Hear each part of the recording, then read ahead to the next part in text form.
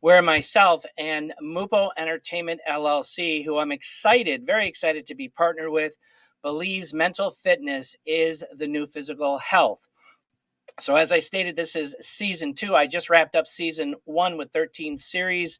And before I bring on my very, very special guest, Tran, to the stage, if I may. So, as a certified holistic wellness coach, I'm really humbled to be affiliated with an amazing, amazing group of humanitarian entrepreneurs who are aligned with the only holistic mental wellness company focusing on the microbiome. So you ask, what is that? The microbiome is the gut brain heart axis health. And it's actually a science that's disrupting the health and wellness industry today, especially when it comes to mental wellness. Who out there hasn't experienced stress, anxiety, depression, or even have had suicidal thoughts? In this interview series, it's very near and dear to my heart because we're sharing stories of other people opening up in conversations from all walks of life who are passionate about wellness and helping people understand that it's okay to talk about mental health, share experiences, and become informed that there are alternative solutions out there that are safe and work. We provide real solutions to real people who are serious about getting their physical and mental health from barely surviving to thriving again. So, there is no physical health without mental wellness, and they are actually two sides of the same coin, and they are vital for each other and for our ability to reach our peak potential in this one life that we get to live. And this is what we do best. How you feel is not just in your head, it's also in your gut. So, before I introduce my very special guest tonight, I am partnered with Mupo TV, and this series is going to be blasted all over the different social medias and TV channels. And you can actually pick up the app on Android or the iPhone, and you can see it on Roku or Fire Stick, YouTube, so forth and so on. So, I'm really excited about sharing this message. So, we're going to take a quick break and we'll come back with our very special guest.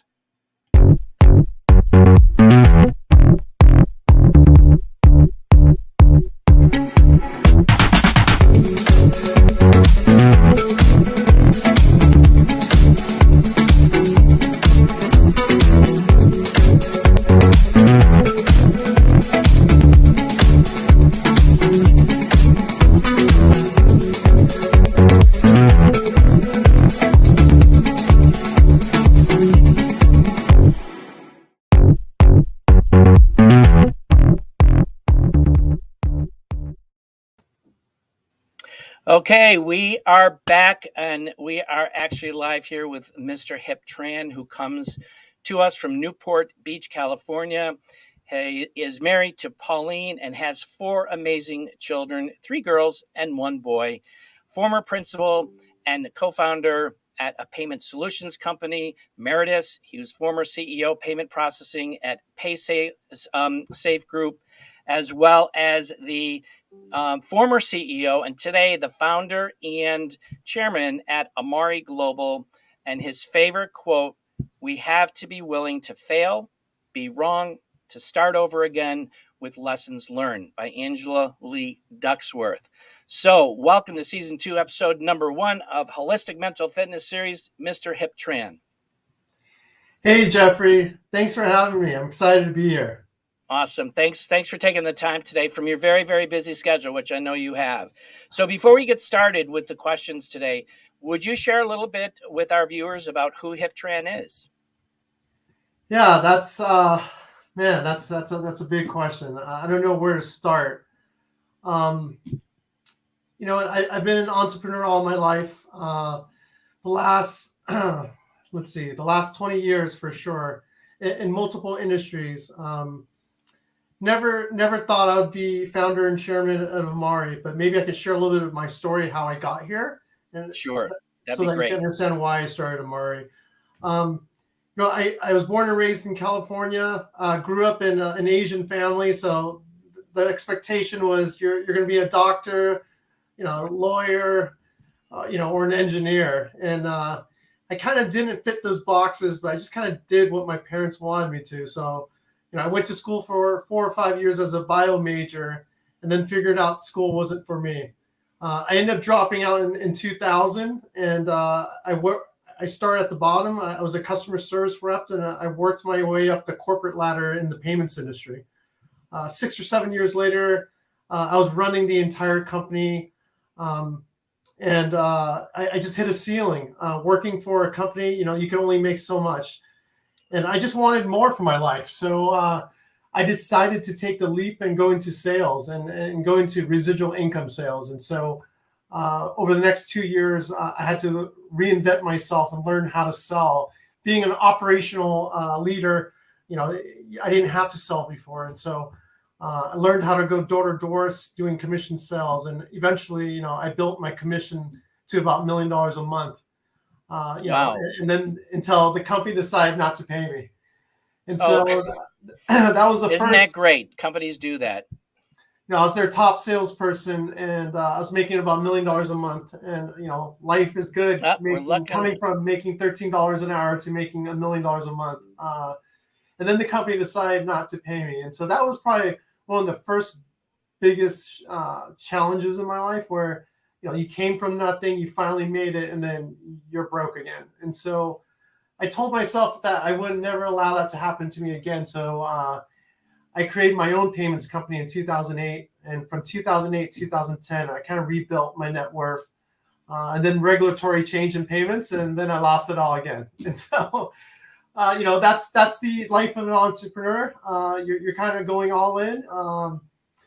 And sometimes you can control what happens to you, and a lot of times you can't. And so you just get back up and you keep going. So from 2010 to 2014, I rebuilt the business stronger than ever. I had about 50 full-time employees. I didn't lay anyone off. I leveraged everything. I borrowed from everyone. Anyone that I helped, I asked them to borrow some money back. And I rebuilt the business one more time. And from 2010 to 2014, rebuilt the business stronger than ever, more diverse than ever. And then we were acquired in 2014 for approximately $225 million. Going broke twice. I wanted some peace of mind. I wanted to sleep at night. I wanted my kids to never have to worry again. Sure. So I took the deal in 2014. There was one catch. Paysafe asked me to become their CEO of their payments division. And so I took the offer. I didn't know what else to do. Payments was my career. So I joined them as their CEO, and continued to drive growth in the business. And a couple of years later, we flipped the business again for $3.9 billion. I say this whole story very casually, but anyone that's an entrepreneur knows that it was probably really, really rough. There's a lot of ups and downs. There's days Sure. where you're not sure if you're going to make it. For me, coming from nothing and then finally making it and losing it twice, and then finally making it again, took a toll on my mental health, my mental wellness. Throughout the whole ordeal, Sure. my wife and I struggled to have kids. So throughout that whole situation of building businesses up and down, left and right, we went through 7 cycles in vitro. So you can imagine, I'll call it the mental challenges, the stress, Sure. the anxiety that we had as a family. I ended up retiring in 2016, and started. Then eventually, after getting healthy, starting Amari. Awesome. Yeah, So and you that's a talk. little bit about me. No, Amari that's is my newest venture. there. You go. Yeah, you talk often about starting a business never goes as planned, and you just described that. It's a roller coaster ride. And so you learn as you go, you develop, you grow from the experiences and take those good traits and then apply them as you venture into other areas. And so with that, you left in the mid 2000s, or like 2015, 16 it was, and you had share how you kind of worked your way into forming or being the founder and the CEO of Amari Global, because the story is, I hear different sides of the stories, but let's us hear it from you in regards to Sure. why you started it from your journey. So, I've been kind of like a fintech entrepreneur. I never thought in my entire life, I would be part of a company called Love. And so we were very transactional back then, not transformational. Right. Maybe I'll be a little bit vulnerable and share a little bit deeper about my story. In 2016, after retiring as PaySafe CEO, I was in bad shape. I was physically and mentally not well. I was losing everything in front of me, my family, my mind, my clarity. So one night I just checked myself into treatment and surrounded myself with the best doctors, holistic practitioners to try to kind of, bring me back to life. And, over the years, if you're familiar with Xanax, I've taken Xanax to deal with, I'll call it my travels, my sleep, my anxiety.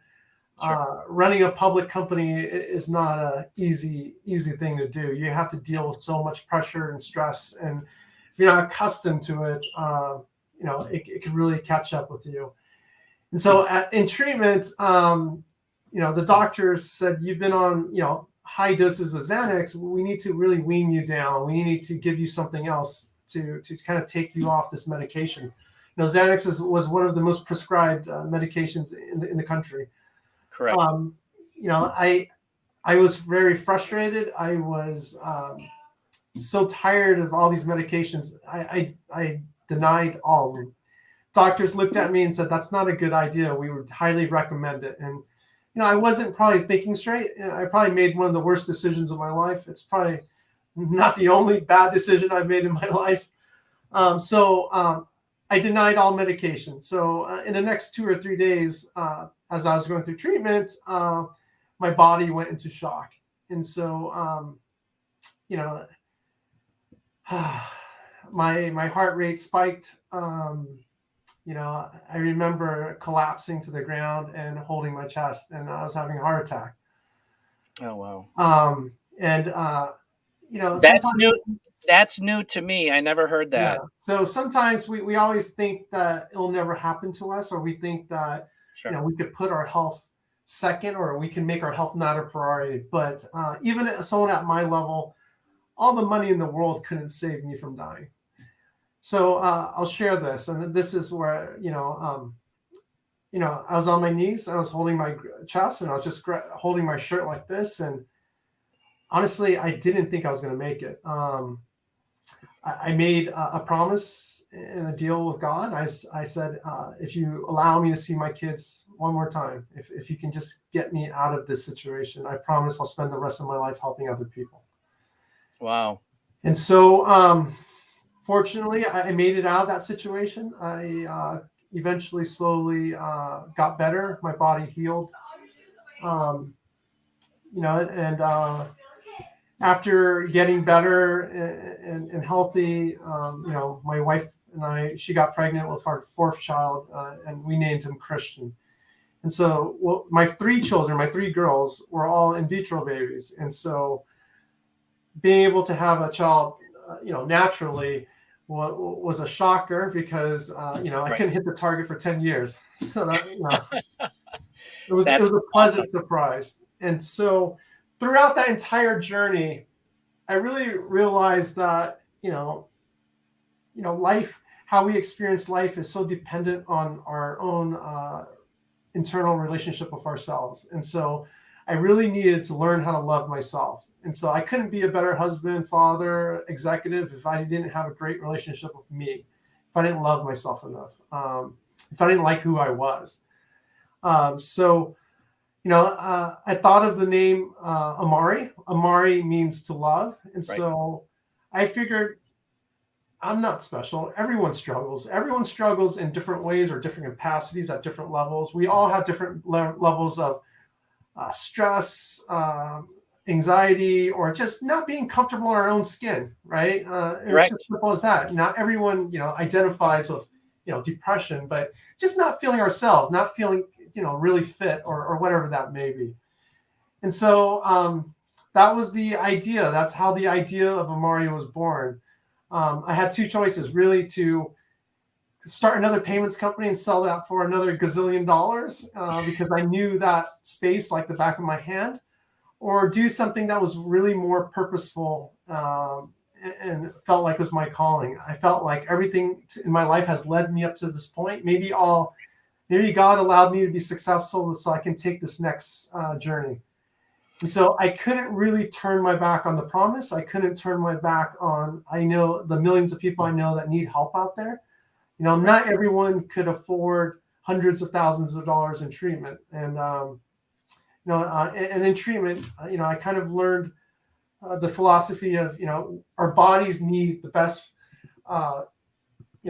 ingredients. Our bodies need to ingest the best diets. We need to eat the best, Absolutely. whole foods to give our body the strength. But then we have to couple the supplements, the food, everything with programs. And so, I believe in, other programs with the ingredients, programs such as mindfulness, breath works, movement, all these things that we need to couple with the things that we put in our bodies to make I'll call it the wellness sustainable.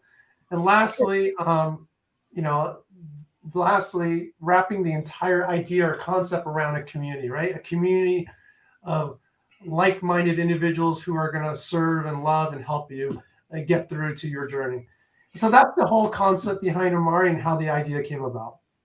That's awesome. It's incredible, and I'm sure I can speak for the tens of thousands out there who are with us that we're glad that you went this route rather than another payment company.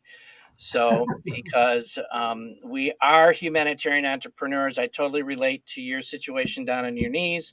I woke up after a third day of being passed out from an overdose and saying, "Oh my gosh, this isn't heaven, it's not hell. I must be here for a reason." And that was a reality wake up for me to say, I need to be here for some reason. Yeah, it took me a couple of years to find it, but understanding the focus on loving self is so important because I didn't for decades. And once you realize and understand that concept and embrace it, it's a game changer. It truly is a game changer. And working with you, working with your executives, as well as the leaders in the field, and all of us out there, resonating with love, innovation, integrity, service, and humility, which are our five core values. It resonates in our hearts, and we eat, sleep, breathe that every single day. So we are the mental wellness company, and it's all about the gut, brain, heart access. And so with that, um, are you looking out there, our viewers? Are you looking for that support to increase your motivation and your brain health? How about your neuron regeneration? How about focus and memory, mental energy and endurance, or something that promotes a healthy, positive mood? Well, if you want all of them, then you got to watch this.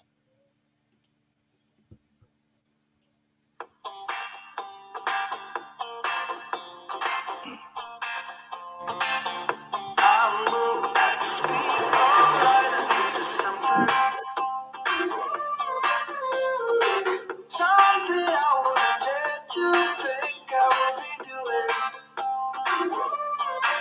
I think around, keep your head up high. Suddenly you lose everything.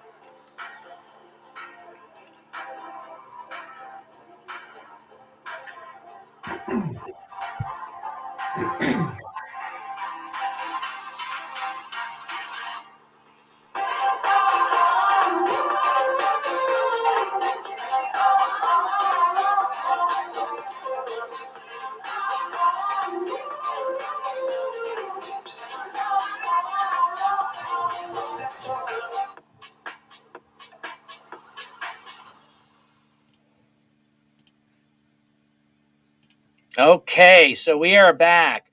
Got two more questions for you, Hip.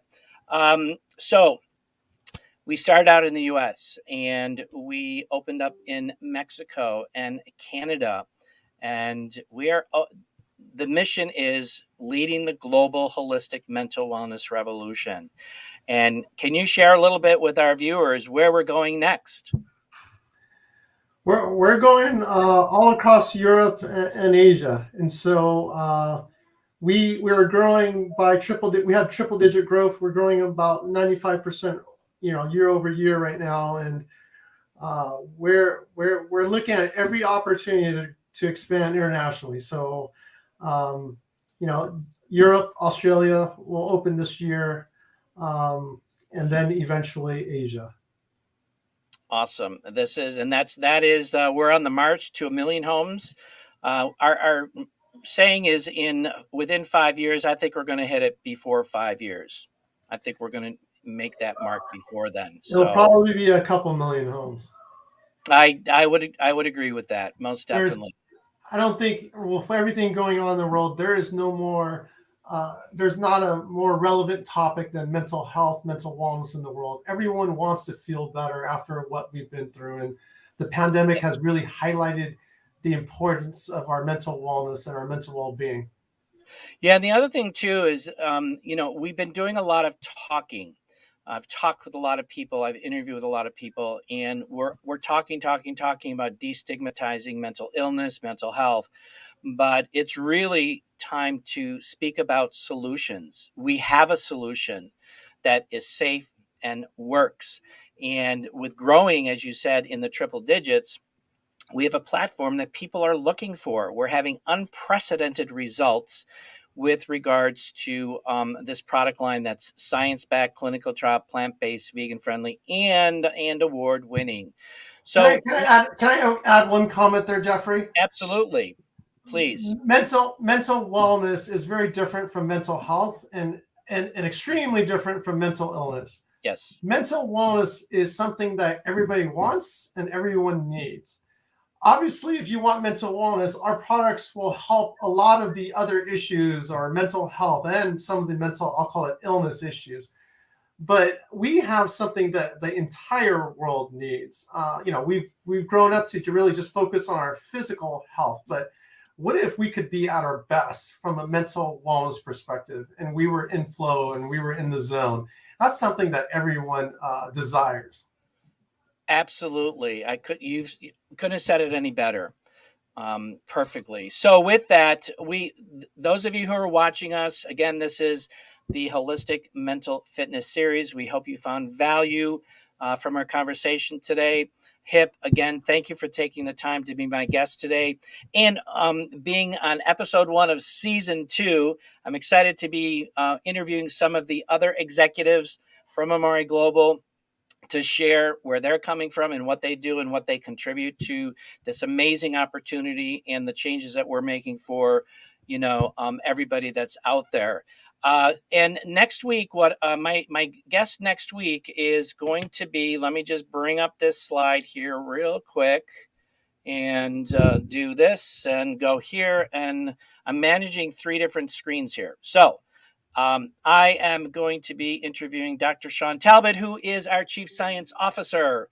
So he's going to come with the nuggets and the goodies that will, hopefully resonate with people out there who are in the looking zone, and share his expertise in regards to physical, mental, emotional, and spiritual. And I'm going to add in there financially, because finances are the number one stressor for most people today. So, with that, lastly, I believe we all should be living an abundance and optimum wellness physically, mentally, emotionally, spiritually, and financially. And remember this: mental fitness is the new physical health. I'll see you on the inside next time.